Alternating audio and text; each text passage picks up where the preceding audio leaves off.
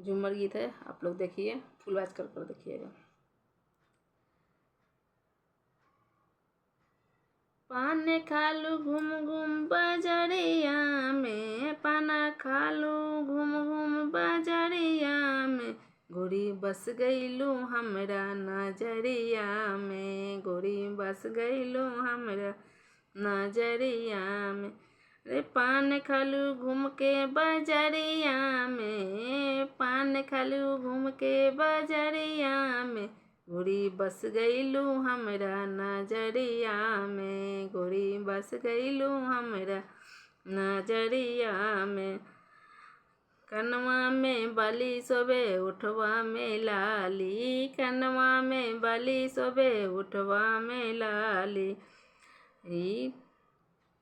नीक लगे अखिया कजरवा में, नीक लगे अखिया कजरवा में, गोरी फंस गईलू हमरा नजरवा में, गोरी बस गईलू हमरा नजरवा में। नीक लगे अखिया नीक लगे गोरी, लगे अखिया कजरवा हो, गोरी नीक लगे अखिया कजरवा हो, रे फंस गईलू हमरी नजरिया में, गोरी जान मरे तोहरो कजरवाना, गोरी जान मरे तोहरो टिकुलियान। पान खालू घूम के बजरिया में, पान खालू घूम के बजरिया में, गोरी फंस गईलू हमरी नजरिया में, गोरी फंस गईलू हमरी नजर।